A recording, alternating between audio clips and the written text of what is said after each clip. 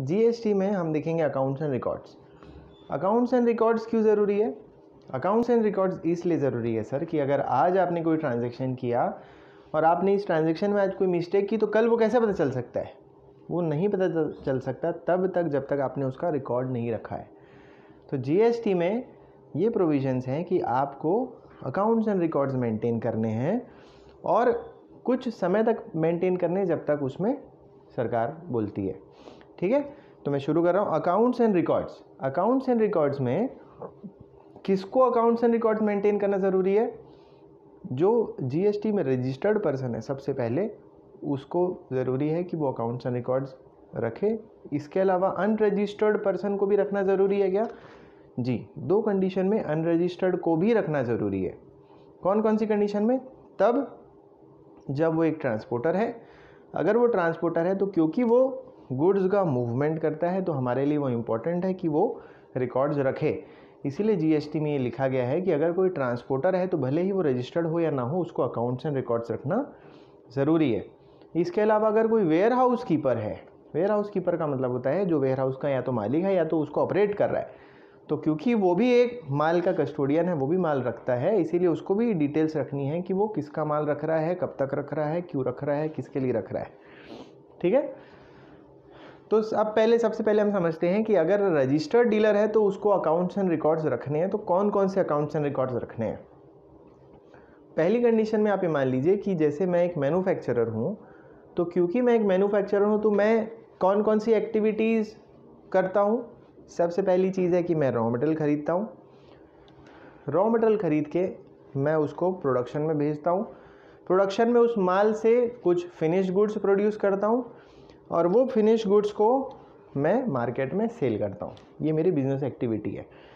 तो एक मैन्युफैक्चरर के पॉइंट ऑफ व्यू से आप देखेंगे तो आपको सबसे पहले इनवर्ड रजिस्टर रखना है जिसमें आपको डिटेल रहेगी कि आपने माल किससे ख़रीदा, कब ख़रीदा, कितना ख़रीदा। ठीक है, फिर आपको एक प्रोडक्शन रजिस्टर रखना है। प्रोडक्शन रजिस्टर में सारी प्रोडक्शन से रिलेटेड डिटेल्स रहेगी, क्वांटिटेटिव। इसके बाद में वो प्रोडक्शन हो गया, उसके बाद में आपको आउटवर्ड के लिए आउटवर्ड रजिस्टर रखना है कि आपने ये माल कब कब किस किस को कितना कितना बेचा। ठीक है, ये रिकॉर्ड्स हो गए आपके, इनवर्ड रिकॉर्ड्स हो गए, प्रोडक्शन रिकॉर्ड्स हो गए, आउटवर्ड रिकॉर्ड्स हो गए। इसके अलावा क्या बच गया? इसके अलावा जो मेरे पास स्टॉक बचा है, चाहे वो रॉ मटेरियल का स्टॉक हो, चाहे फिनिश गुड्स का स्टॉक हो, चाहे WIP वर्क इन प्रोग्रेस का स्टॉक हो, उसका मुझे स्टॉक ऑफ गुड्स का भी एक रजिस्टर रखना पड़ता है। इसके अलावा मुझे और क्या रखना पड़ेगा? ये 3 तो मेरी बेसिक रिक्वायरमेंट्स हैं। इसके अलावा क्योंकि मैं एक ITC लेता हूँ तो मुझे ITC रजिस्टर रखना है। ITC रजिस्टर में मुझे डिटेल्स रखनी है कि कौन सा ITC मैंने फॉर बिजनेस पर्पज़ यूज़ किया, कौन सा ITC फॉर पर्सनल पर्पज़ था, फिर इसमें कौन सा ITC जो फॉर बिजनेस पर्पज़ था उसमें कौन सा फॉर एग्जम्प्टेड था, कौन सा फॉर टैक्सेबल था और कौन सा फॉर कॉमन था। ठीक है, ये सारी डिटेल्स मैंने ITC में रखी। इसके अलावा और कौन सा अकाउंट्स एंड रिकॉर्ड्स मुझे रखना ज़रूरी है?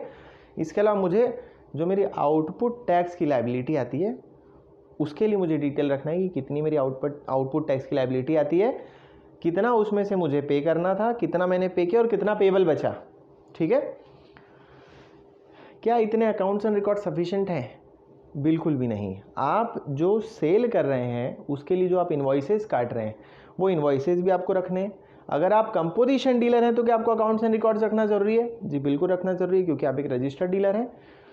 दूसरी चीज़, तो आप इन्वॉइस उस कंडीशन पे नहीं काट रहे हैं तो आपको क्या बिल ऑफ सप्लाई रखना है? हाँ, आपको बिल ऑफ सप्लाई की भी डिटेल रखनी है। तीसरी कंडीशन में अगर आप डिलीवरी चालान के थ्रू कोई माल को भेज रहे हैं तो आपको वो डिलीवरी चालान की भी डिटेल्स रखनी है। और इसके अलावा जो क्रेडिट नोट और डेबिट नोट आप पूरे साल काट रहे हैं वो क्रेडिट नोट, डेबिट नोट के भी रिकॉर्ड्स आपको रखने हैं। ये सारे आपके अकाउंट्स एंड रिकॉर्ड्स आपको रखने ज़रूरी है। इसके अलावा आप कोई एडवांस में कोई लेन देन कर रहे हैं तो जो आप एडवांस ले रहे हैं उसको, जो आप एडवांस का एडजस्टमेंट कर रहे हैं उसको, इसके अलावा जो आप एडवांस रिफंड कर रहे हैं उसको, ये तीनों रिकॉर्ड्स भी आपको रखना ज़रूरी है। इसके अलावा एक स्पेसिफिक केस है रजिस्टर्ड डीलर में ही कि अगर आप एक वर्क्स कॉन्ट्रैक्टर हैं तो क्या आपको ये सारे रिकॉर्ड्स रखने हैं? आपको इसमें जितने रिकॉर्ड्स हैं वो सब रखने ही हैं। साथ में आपको साइट वाइज डिटेल्स भी रखनी है कि आप एक साइट पे फॉर एग्जांपल 5 साइट है मेरी, तो पहली साइट, दूसरी साइट, तीसरी साइट, चौथी साइट और पांचवी साइट, ये पांचों साइट पे आपको अलग अलग रिकॉर्ड्स इन पांचों साइट्स के रखने हैं कि पहली साइट पे मैं किसके लिए काम कर रहा हूँ, दूसरी चीज़ उस साइट पे मैं काम कर रहा हूँ तो कितना मैंने माल खरीद उस साइट के लिए ख़रीदा है, गुड्स एंड सर्विस बोथ, कितना मैंने उस पर यूटिलाइज़ कर लिया, कितना मेरे पास बचा है और वो मैंने किस पर्सन से एक्वायर किया था। ठीक है, ये मुझे साइट वाइज रजिस्टर मेंटेन करने। इसके अलावा अनरजिस्टर्ड कंडीशन में मैंने आपको 2 कंडीशन बताई थी। एक, अगर आप ट्रांसपोर्टर हैं तो आपको ये रखना है रिकॉर्ड कि आपने किसका माल, कंसाइनर और कंसाइनी दोनों के रिकॉर्ड्स आपको रखने हैं, और माल का डिटेल, कौन कौन से माल आपने ट्रांसपोर्ट किए हैं कब, ये आपको रिकॉर्ड रखने हैं एज अ ट्रांसपोर्टर। इसी तरीके से अगर आप वेयर हाउस कीपर हैं तो वेयर हाउस कीपर की कंडीशन में, वेयर हाउस की कंडीशन में आपको ये रखना है कि किसका माल आपने रखा, कब रखा, कितने दिन तक रखा, कितना रखा और कब वो आपके वेयर हाउस से बाहर गया। ठीक है, तो इतना आपको अकाउंट्स एंड रिकॉर्ड्स में रखना ज़रूरी है। कितने पीरियड तक रखना है, तो फॉर एग्जांपल अगर आप 17-18 की बात करेंगे जो कि पहला साल था जीएसटी का, तो 17-18 की जो ड्यू डेट थी, मतलब कोई भी एनुअल रिटर्न जिस साल का आप एनुअल रिटर्न डाल रहे हैं उस साल का अकाउंट्स एंड रिकॉर्ड्स आपको उस एनुअल रिटर्न की ड्यू डेट के 72 महीने तक रखना है। इन एनी केस अगर वो 72 महीने बाद भी आपका कहीं कोई लिटिगेशन चलता है, अपील या ट्रिब्यूनल या हाई कोर्ट में, तो उस कंडीशन में वो जब डिस्पोज ऑफ होता है तो उसके 1 साल तक आपको वो रिकॉर्ड्स और रखने हैं।